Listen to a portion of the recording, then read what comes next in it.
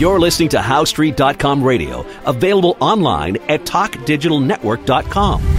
Welcome to HowStreet.com radio, the online source for market opinions. Here is Jim Goddard. My guest is David Smith, Senior Analyst for the Morgan Report, which you can find online at silver-investor.com. Welcome to the show, David. Good to be back, Jim, after a couple of weeks way down south. Yes, I don't think you can get any further south unless you went to Antarctica. That's about it. Spent some time down in Patagonia, landed at Ushuaia, which is the southernmost city in South America, and had a great time. Last year I went down there and combined it with looking at a mining property, but this time it was just straight fishing for very large sea-run brown trout and giant rainbow. Wow. And you return them, don't you? They all go back. It's all catch and release on very small barbless flies. Well, we'll talk about some of the interesting impressions you got when you went to Argentina. But first of all, let's take a look at silver. You say $26 appears to be the magic number for silver. I think it's a very important point on the charts. If you look at the weeklies, actually 25 is where you had a situation where from the fall from the mid-30s after the collapse from 50, there was nothing serious that took place in terms of a challenge by silver after the drop below the $25, $26 area. There was one move of about, I think, $5 that took place from 18 to 23, something like that, but nothing really serious to impede the longer-term cyclical downtrend, which we believe ended around the $14 mark, and it's now around $17 last fall in November. So I think that what we're going to see this year is that prices are going to go up through this area and challenge 24, and when they succeed at doing that, then if they get up to 25 and finally start building a base at 26, I think this will be a very powerful technical signal regardless of what else is going on in the markets at that time. Precious money experts or precious metal experts have told me that when there is a big move, silver's going to move before gold. Well, sometimes that's the case, and sometimes gold gets going stronger. So rather than be tied to that and say, oh, it's got to be that way or I'm not going to pay attention, I think we should let the market tell us if it wants to do it that way this next time. But at any rate, I'm interested in when silver moves regardless of what gold is doing. And I think that as silver gets stronger and it's building a very strong base in here along with the better mining stocks, I think we're going to see some very interesting work being done, punching up into the $24 area later this year. And when 24 is exceeded, then if you can hit 25 and 26 and build a base there, that will provide a launching platform for $34, $35 silver. So this is a stage-by-stage thing. Whether that happens this year for the $35 challenge area or next year, I don't know, very possibly next year, but I would be very happy to see us build a platform at $26 silver before the end of the year. And then once the 26 goes up and challenges 35, and once that's successful, then you have an immediate entree to go challenge 50, which is going to be very, very exciting indeed, and that should happen within the next year to 18 months, in my opinion. Is the advice about silver predicated with the equity markets finally correcting? There could be some of that, and there's people are evenly divided on whether or not we've got a lot more to go in the upside on the Dow, for example, and the S&P. But I really think, and by any definition, most of the gains that you're likely to see from this part of the cycle before we see a major top are already in there.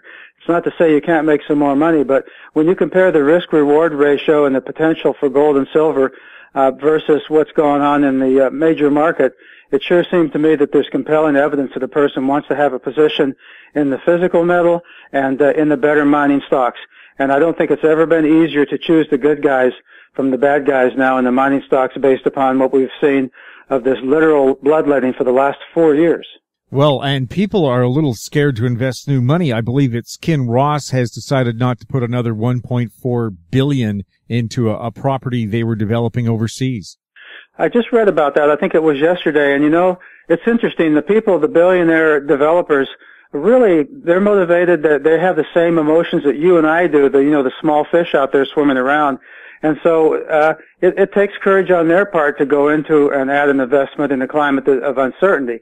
And, as usual, a lot of those people are going to be playing catch up when things turn around, trying to open up a good property that they didn't invest in when they could have done it cheaper, or take over a company that they now pay 3 times as much for as they might have paid 6 months ago. So I think this is kind of an interesting thing. It's just an emotional human nature thing, and it's not easy right now. I can tell you, it's not easy for me to add to a position in a particular couple of stocks that have not really made much of an up move in the last few weeks, but I know that they're good ones, and I really believe in my heart of hearts that when things really get going, that those stocks are going to really shine brightly. And so I'm happy to pay 50 cents or 45 cents for a stock that I know was, a $4, $5, $6 stock 4 years ago, and they're stronger now in terms of their defined resource and their management leanness than they were 4 years ago. Not as much cash in the bank, but definitely going to be there.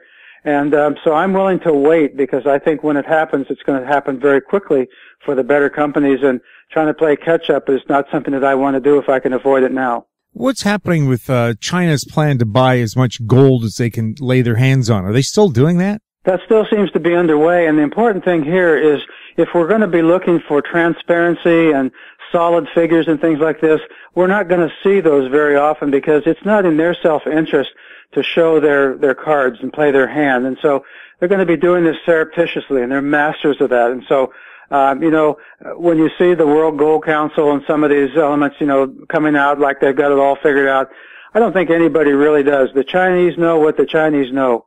And the fact is they're still buying a lot of gold, and the Indians are doing the same.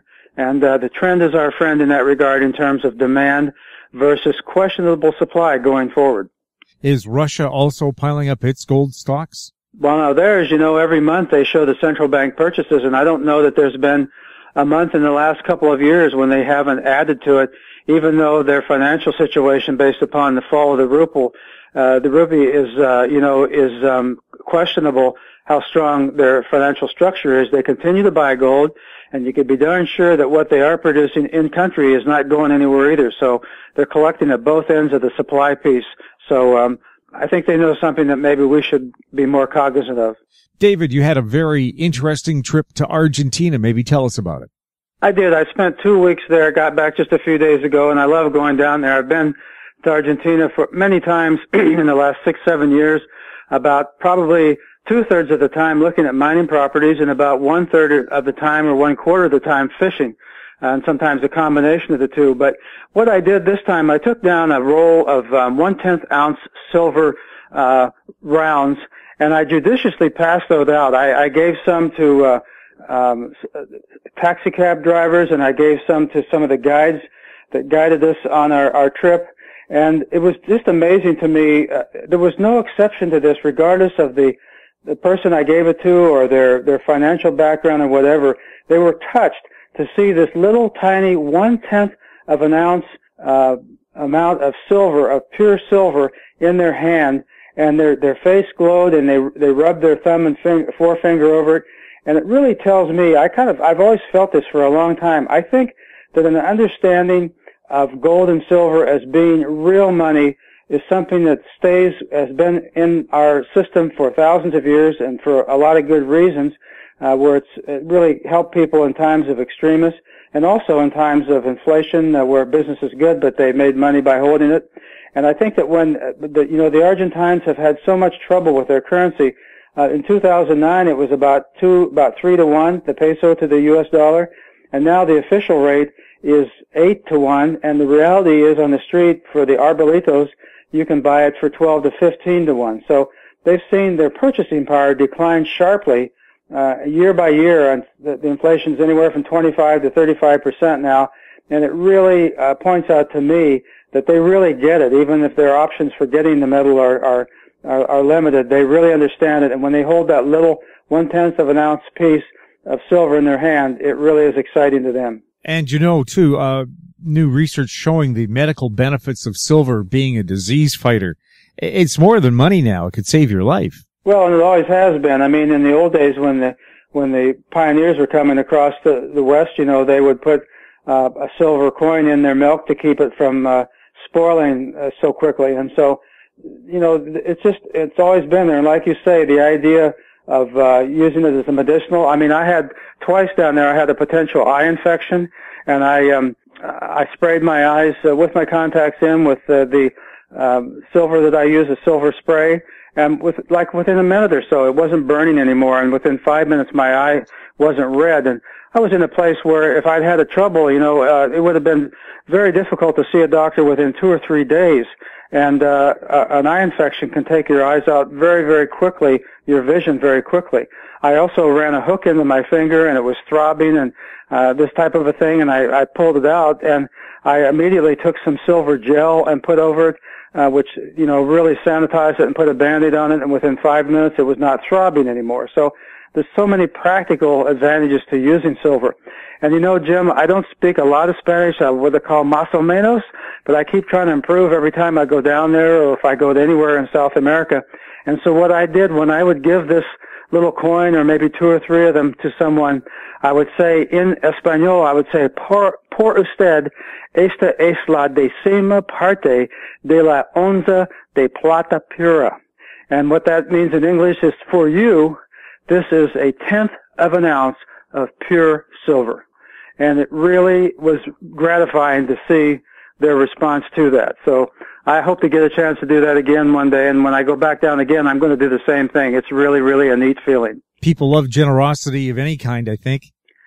They do. And sometimes the more you give, the more you get. And what I got from them was more valuable than what I gave them in terms of dollar figures, but it also probably turned on a light bulb or two for them so that they really kind of maybe thought about, some of them may start thinking about getting connected with their past, where in several cases, just in the last, 50 years or so, Argentina has seen their currency reduced virtually to nothing.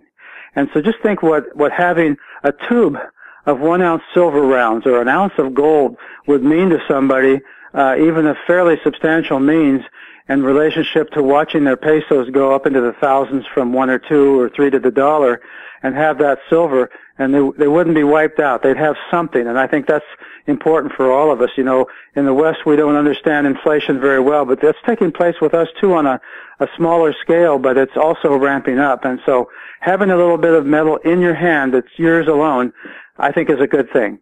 David, thanks a lot for chatting with us. You bet. It's been great speaking with you today, Jim. Take care. My guest has been David Smith, Senior Analyst for the Morgan Report, which you can find online at silver-investor.com. You're listening to HowStreet.com radio. Find us on Twitter at Talk Digital Net, or check out our popular YouTube channel, Talk Digital Network. Comments about the show can be sent to info@HowStreet.com. I'm Jim Goddard. Comments made on HowStreet.com radio are an expression of opinion only and should not be construed in any matter whatsoever as recommendations to buy or sell any financial instrument at any time. Available online at TalkDigitalNetwork.com. HowStreet.com radio is a production of HowStreet Media Incorporated.